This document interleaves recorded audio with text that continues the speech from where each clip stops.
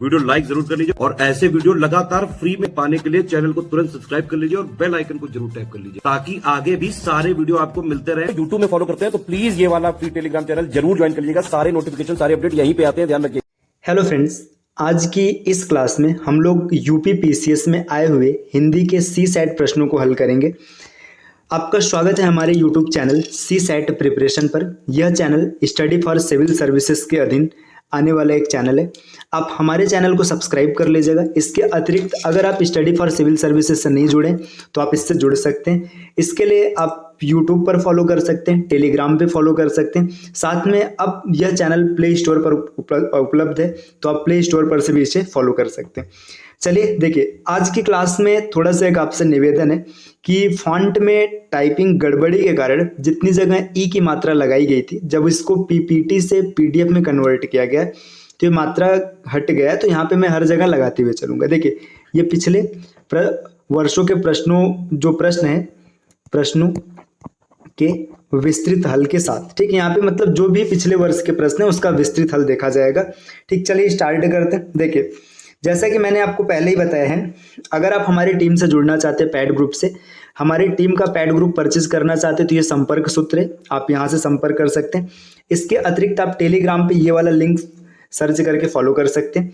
ये ज्ञान सर का व्हाट्सएप नंबर है, आप इसके माध्यम से भी जुड़ सकते हैं। ठीक, चलिए अब स्टार्ट करते हैं अपनी क्लास को। देखिए, यहाँ पे पहला क्वेश्चन आपके सामने ये एक पैसेज दिया गया है ना। देखिए, ये पैसेज में क्या है, देखिए अधोलिखित गद्यांश, यहाँ पे ई की मात्रा हट गई, मैंने पहले ही आपको बता दिया। अधोलिखित गद्यांश को ध्यान से पढ़िए तथा प्रश्न 1 से 5 तक का उत्तर इस गद्यांश के आधार पर दीजिए। ठीक, हमारा जीवन पाखंड में बन गया है और हम इसके बिना नहीं रह सकते। अपने सार्वजनिक जीवन अथवा निजी जीवन में कहीं भी देखें, हम एक दूसरे को छलने की कला का खुलकर उपयोग करते हैं। इसके बावजूद यह विश्वास करते हैं कि हम ऐसा कुछ भी नहीं कर रहे हैं।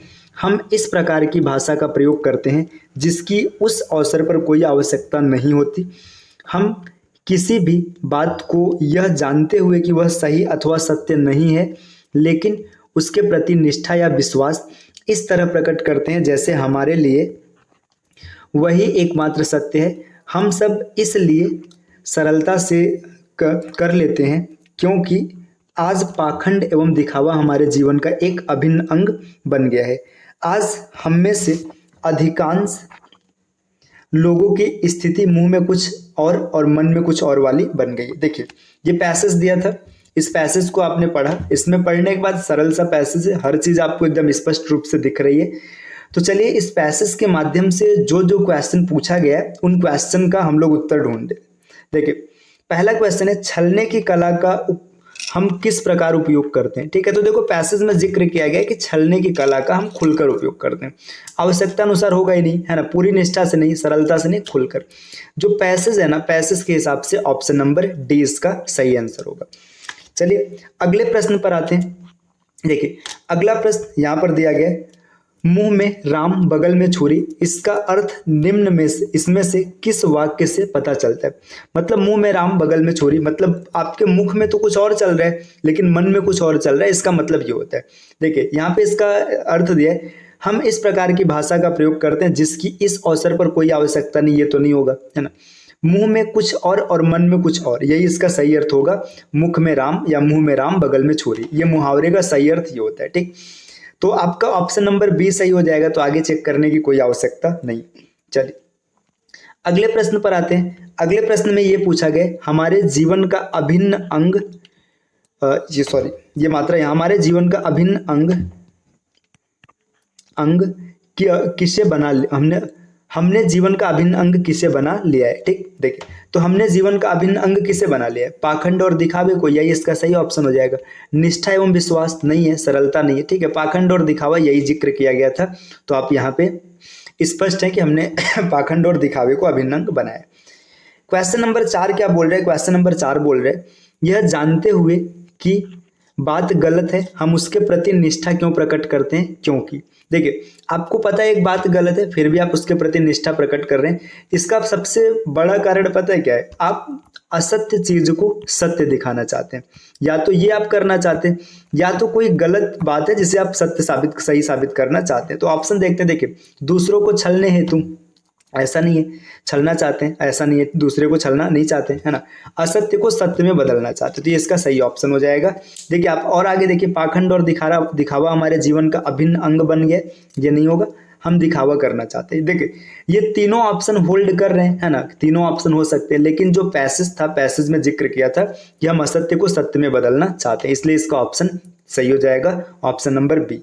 चलिए नेक्स्ट पैसेज और नेक्स्ट क्वेश्चन की ओर आते हैं। अगला क्वेश्चन है, गद्यांश का उपयुक्त शीर्षक है। अगर आप इस पैसेज के शीर्षक की बात करेंगे कि क्या इसका शीर्षक हो सकता है, तो सार्वजनिक जीवन कोई मेल नहीं खा रहे, दिखावा कोई मतलब इतना मजबूत तथ्य नहीं है, निष्ठा व विश्वास इसकी तो कोई बात ही नहीं, पाखंड आधुनिक जीवन का सत्य। तो ये एक मजबूत आंसर दिख रहा है कि जो इस पैसेज का शीर्षक बन सकता है। तो सबसे उपयुक्त आंसर होगा पाखंड आधुनिक जीवन का सत्य। चलिए तो ये क्वेश्चन नंबर 5 था। देखिए एक पैसेज आता है, आप सी सेट में देखेंगे, सरल पैसेज होता है, आपकी हिंदी की पकड़ अगर ठीक ठाक है तो आप 5 में से 5 नंबर आराम से गेन कर सकते हैं। नंबर कहने का मतलब है कि 5 क्वेश्चन आपका सही हो सकता है, नंबर आपको 10 मिलेंगे। चलिए अब आते हैं अगले क्वेश्चन पे, क्वेश्चन नंबर 6। देखिए क्वेश्चन नंबर 6 में क्या जिक्र किया गया, ये जिक्र किया गया है, निम्नलिखित में अविकारी शब्द नहीं है। देखिए जो शब्द है ना, शब्दों को जो पूरा शब्द भेद है, इसमें 8 शब्द भेद को 2 समूहों में बांटा गया है। एक होता है विकारी और एक होता है अविकारी, ठीक, विकारी और अविकारी। देखिए यहाँ पे विकारी वो होता है जो लिंग वचन कर्ता इसके हिसाब से बदल जाए, लिंग बदलेगा, वचन बदलेगा, कर्ता बदलेगा तो शब्द बदल जाएगा। तो विकारी में आता है संज्ञा, सर्वनाम, क्रिया और विशेषण। ये 4 जो है ना, ये विकारी के सीरीज में आते हैं, ये विकारी माने जाते हैं। इसके बाद जो बचा हुआ जो है, मतलब देखिए आपके जितने भी अव्यय बच गए, है ना, क्रिया विशेषण और अव्यय, जो ये टोटल 4 हो जाएंगे, मतलब 1 क्रिया विशेषण और 3 अव्यय, ये आपके अविकारी होते हैं। तो यहाँ पे क्या पूछा है, निम्नलिखित में से कौन अविकारी नहीं है। तो देख लो विकारी के सीरीज में कौन कौन है, संज्ञा, सर्वनाम, क्रिया और विशेषण। तो यहाँ पे आपको सर्वनाम मैच कर रहे हैं, तो ये ऑप्शन हो जाएगा, ठीक। अब आप इसको यहाँ से याद कर लेंगे तो फिर कोई भी क्वेश्चन आएगा आप आसानी से बना लेंगे, विकारी अविकारी से भी क्वेश्चन मिलते रहते हैं। चलिए आते हैं अगले स्लाइड पे, अगले क्वेश्चन पे। अगला क्वेश्चन ये है, आदर्शिका का तद्भव शब्द है। देखिए आदर्शिका एक तत्सम है, ठीक है, तत्सम मतलब देखिए तत्सम और तद्भव का मैं आपके सामने जिक्र कर दूं। तत्सम का मतलब ये होता है कि वे शब्द जो संस्कृत से ज्यों का त्यों हिंदी में प्रवेश कर ले। याद रखना बहुत आसान है, देखिए इसमें भी स दिख रहा है, इसमें भी स दिख रहा है, मतलब ये तत्सम संस्कृत से डायरेक्ट आए हुए हैं। तद्भव की बात करेंगे, तद्भव क्या होता है, जो संस्कृत से डायरेक्ट हिंदी में नहीं आए, ये पाली, प्राकृत, अपभ्रंश या किसी अन्य माध्यम से हिंदी में प्रवेश किए, ठीक। तो यहाँ पे आप देखेंगे आदर्शिका तत्सम है, आदर्शिका का तद्भव जो होता है ये आरसी होता है, ठीक है, आरसी का मतलब होता है एक प्रकार का दर्पण, ये इसका सही आंसर हो जाएगा, ठीक। चलिए अगले क्वेश्चन पर आते हैं, क्वेश्चन नंबर 8। क्वेश्चन नंबर 8 आपसे क्या पूछ रहा है, 8 आपसे बोल रहे हैं अनेकार्थी शब्द पतंग का इनमें से एक अर्थ नहीं है। देखिए पतंग का मतलब होता है, देखिए चंग होता है, ठीक है, चंग मतलब चंगा से तात्पर्य, पक्षी मतलब पक्षी है, विहग है, ये होता है, नाव भी होता है। ये जो बादल है ना, बादल इसका अर्थ नहीं होता है, तो पतंग मतलब बादल नहीं होता है। ऑप्शन नंबर डी सही हो जाएगा, ठीक। यहाँ पे ऑप्शन डी इसका आंसर बनेगा, ये तीनों इसके अनेकार्थी शब्द होते हैं। तो ये भी आपका क्लियर हो गया। अनेकार्थी, पर्यायवाची, यहाँ सबसे क्वेश्चन आते हैं, अच्छे खासे क्वेश्चन आते हैं, तो इसके लिए तैयार रहना चाहिए आपको।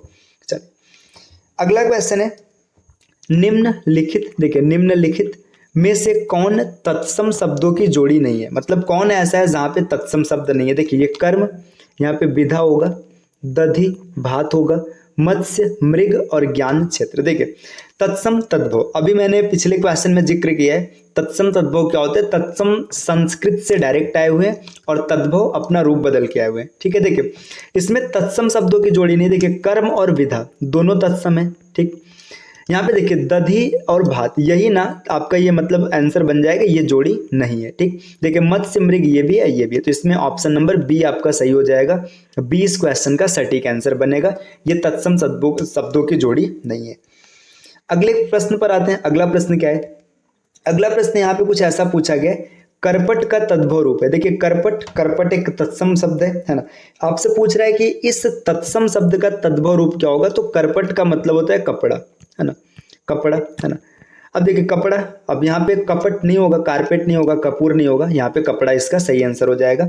अब कपड़ा का पर्यायवाची कई बार पूछ लेता है, तो चीर, अंबर, वसन, वस्त्र, पट, ये सब आप याद रख सकते हैं, इसके पर्यायवाची होते हैं। देखिए हम लोगों ने यहाँ तक 10 क्वेश्चन कर लिया। अगले क्वेश्चन पर आते हैं।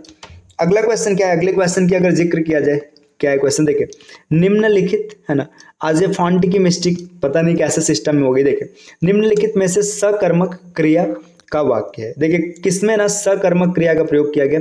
मंदाकिनी सोती है, मतलब इसमें कर्म का कोई जिक्र नहीं है ना। बालिका निबंध लिख रही है, ठीक है, ये हो सकता है। आगे देखते हैं, पक्षी आकाश में उड़ते हैं, इसमें भी कर्म का कोई जिक्र नहीं है। बालक खिलौना पाकर हंसता है। देखिए यहाँ पे थोड़ा सा बात करें सकर्मक और अकर्मक क्या होता है। देखिए सकर्मक और अकर्मक, देखिए सकर्मक की बात करेंगे ना, सकर्मक मतलब वे वाक्य जो कर्म के बिना अधूरे होते हैं ना, मतलब अगर उसमें ऑब्जेक्ट इंग्लिश में बोला जाता है, हिंदी में कर्म लिखा जाता है, अगर कर्म को नहीं रखा जाएगा तो वो वाक्य अधूरा अधूरा सा दिखेगा। अकर्मक बिना कर्म का भी वाक्य पूरा दिखेगा। देखिए मंदाकिनी सोती है, ये क्रिया है, सोना क्रिया है ना। मंदाकिनी सोती है, वाक्य पूरा दिख रहा है, इसमें कोई कमी नहीं। देखिए पक्षी आकाश में उड़ते हैं, अगर आकाश में नहीं भी बोला जाएगा, पक्षी उड़ते हैं, उड़ना क्रिया है, आपको सेंटेंस पूरा दिख रहा है ना। बालक हंसता है, ठीक है, ये भी कि पूरा दिख रहा है, खिलौना मिले या न मिले उसका अर्थ है, ठीक है। लेकिन बालिका निबंध लिख रही है ना, यहाँ पे आप देखेंगे तो इसका पूरा अर्थ नहीं दिख रहा है, तो यहाँ पे इसका ऑप्शन नंबर बी हो जाएगा। ये सकर्मक क्रिया का वाक्य है ना, बालिका निबंध लिख रही है, इसमें सकर्मक होगा। चलिए अगले प्रश्न पर आते हैं। अगले प्रश्न का जिक्र करते हैं। क्या है अगला प्रश्न? निम्नलिखित में, अगला प्रश्न कुछ ऐसा है, निम्नलिखित में से कौन सा वाक्य व्याकरण की दृष्टि से अशुद्ध है? मतलब कौन सा वाक्य ऐसा है जो व्याकरण की दृष्टि से अशुद्ध है? देखिए वह दंड देने के योग्य है, ठीक, यहाँ पे अभी इसको होल्ड करते हैं, सही हो सकता है। आगे 4 विद्यार्थी नकल करते हुए पकड़े गए, ये तो एकदम सही दिख रहा है ना। मैंने यह पुस्तक पढ़ी है, ठीक है, ये भी सही है, मैंने यह पुस्तक पढ़ी है। उन्होंने अभी अभी खाना खाया, ये भी सही है। देखो वह दंड देने के योग्य नहीं, वह दंड देने योग्य है, यहाँ पे के नहीं रहेगा, ठीक है, वह दंड देने योग्य है, ठीक है, तो यहाँ पे ये के नहीं रहेगा, ये वाक्य आपका व्याकरण की दृष्टि से अशुद्ध हो जाएगा। Question number 12। चलिए अगले क्वेश्चन पर आते हैं। अगला क्वेश्चन है क्वेश्चन नंबर 13। क्वेश्चन क्या पूछ रहा है? क्वेश्चन ऐसा है, निम्नलिखित में से कौन सा वाक्य शुद्ध वाक्य है ना। यहाँ से आपसे पूछा जा रहा है कि कौन सा वाक्य शुद्ध वाक्य है। ये प्रश्न नंबर 13 है, इसमें दिया है निम्नलिखित में से कौन सा वाक्य शुद्ध है। देखिए कौन सा शुद्ध वाक्य ये देखना है। मैं सारी रात भर जागता रहा, शुद्ध नहीं दिख रहा है, ये गलत है ना। मैं पूरी रात भर जागता रहा, ये भी गलत दिख रहा है। मैं सारी रात जागता रहा, ये सही लग रहा है, ठीक। आगे देख लेते हैं, मैं पूरी रात में, देखिए यहाँ पे ना रात जागता रहा, यहाँ पे भर की वजह से गलत है, ये भी यहाँ पे गलत है, यहाँ में की वजह से गलत है, तो ऑप्शन नंबर 13 का ऑप्शन, क्वेश्चन नंबर 13 का ऑप्शन सी सही हो जाएगा। चलिए अगले क्वेश्चन पर आते हैं। 14 नंबर का क्वेश्चन है। 14 नंबर का क्वेश्चन क्या पूछ रहे हैं? निम्नलिखित में से कौन सा रात्रि का पर्यायवाची नहीं है? मतलब रात्रि का पर्यायवाची नहीं है। रजनी रात्रि का पर्यायवाची होता है, विभावरी ये भी होता है, निशा ये भी होता है। देखिए ये जो समीर लिखा है ना, समीर हवा का पर्यायवाची होता है। समीर रात का पर्यायवाची नहीं है, समीर हवा का पर्यायवाची है, तो यहाँ पे ऑप्शन नंबर आपका सी, ये इस क्वेश्चन का बिल्कुल सत्य होगा, सही ऑप्शन बनेगा। चलिए आते हैं अपने अगले क्वेश्चन पर। अगला प्रश्न क्या है? अगला प्रश्न है मृगेंद्र का पर्यायवाची। देखिए मृगेंद्र को आप देखेंगे तो मृग का इंद्र मतलब कौन हो जाएगा? शेर हो जाएगा, है ना, शेर हो जाएगा। अब शेर के पर्यायवाची की बात करेंगे तो शेर का पर्यायवाची सिंह हो गया, शार्दुल हो गया, ये सब शेर के पर्यायवाची होते हैं, तो यहाँ पर शार्दुल इसका सही ऑप्शन हो जाएगा। केहरी भी होता है ना, पर्यायवाची की क्लास में आपको डिटेल में बताया जाएगा। अब देखिए मिल गया, तो यहाँ पे इन सब के बारे में ध्यान नहीं देना है ना, तो ये नहीं होगा, है ना, शार्दुल इसका सही आंसर हो जाएगा। चलिए क्वेश्चन नंबर अगले पर आते हैं। क्वेश्चन अगला है, बहराइच, सुल्तानपुर, रायबरेली किस बोली के क्षेत्र हैं? देखिए इन सब के ये सब मतलब किस बोली के क्षेत्र? देखिए छत्तीसगढ़ी तो भाई ये छत्तीसगढ़ का हिस्सा है ही नहीं होगा, है ना। बघेली, बघेली मतलब बघेलखंड का हिस्सा भी नहीं है, नहीं होगा, है ना। ब्रज भाषा, देखिए ब्रज भाषा मथुरा के आसपास चलता है ना, ये मथुरा के आसपास चलता है तो ये भी नहीं। अवधि, अवधि अवध के आसपास का क्षेत्र है और ये सब क्षेत्र अवध के आसपास में है ना, तो इसका सही ऑप्शन हो जाएगा अवधि। बहराइच, सुल्तानपुर, रायबरेली अवधि भाषा का क्षेत्र है। ये मैंने क्लास आपको आप सर्च करिएगा प्लेलिस्ट में जाकर के, यूपीपीसीएस हिंदी टॉपिक वाइज, इसमें क्लास नंबर 2 जो है ना उसमें डिस्कस किया गया है कि किस क्षेत्र में कौन सी बोली का प्रयोग किया जाता है, आप वहां से इसे पढ़ सकते हैं। चलिए अगले क्वेश्चन पर आते हैं, क्वेश्चन नंबर 17 है। 17 में क्या पूछा गया है, कलेजे पर सांप लौटना मुहावरे का अर्थ है। देखिए कलेजे पर सांप लौटना मतलब अत्यंत दुखी होना, नहीं होगा। ईर्ष्या से जल उठना मतलब एकदम ईर्ष्या हो जाना, एकदम जलन हो गया, कलेजे पर सांप लौट रहा है, बोलते हैं ना हमारे कलेजे पर सांप लौट रहा है, मतलब एकदम जले हुए हैं, तो ये होता है कलेजे पर सांप लौटना। अगला प्रश्न है यथा रुचि, है ना। यथा रुचि में कौन सा समास है, देखिए यहाँ पे इसका जो सही ऑप्शन होगा, ये सही ऑप्शन होगा अव्ययी भाव समास। लेकिन इसके लिए मैं आपको एक ट्रिक बता देता हूं। देखिए अगर कभी भी किसी भी शब्द में यथा, बे, अनु, आ, प्रति, ला, है ना, ये सब मतलब यहाँ पे कुछ लिखा जा रहा है, इसका मैंने ट्रिक सॉल्ट के माध्यम से दिया, आप उसको ढूंढ लीजिएगा। इत्यादि शब्दों से अगर कोई भी वाक्य शुरू होता है, जैसे यहाँ पे भर भी आता है ना, ऐसे भी आप याद करेंगे तो कई मिलेगा, है ना। इन सब शब्दों से अगर कोई वाक्य शुरू होता है तो उसमें हमेशा अव्ययी भाव समास होता है। बाकी अव्ययी भाव समास की डेफिनेशन भी आपने पढ़ा होगा कि ये हमेशा अव्यय से स्टार्ट होते हैं, तो ये ट्रिक आप याद रखिएगा। यथा, बे, अनु, आ, प्रति, भर, ठीक है, ला। जैसे एग्जाम्पल बता जैसे यहाँ पे देखिए यथा रुचि है ही, यथा शक्ति हो गया, बेजुबान, बेसहारा, जैसे देखिए अनुरूप, अनुकूल, ये सब हो जाएगा। आ जन्म, आ मरण, है ना। प्रतिदिन, प्रत्येक, जैसे लाजवाब, ला इलाज, ये सब हो जाएगा। भर पेट, भरपूर, ये सब इसमें एग्जाम्पल्स हो जाएंगे, है ना। ये मैंने ट्रिक के माध्यम से बता दिया, बाकी तत्पुरुष, बहुब्रीहि, द्वंद्व ये आगे डिस्कस किया जाएगा। चलिए अगले क्वेश्चन पर आते हैं, क्वेश्चन नेक्स्ट 19 नंबर का। स्थावर, स्थावर का विलोम है ना।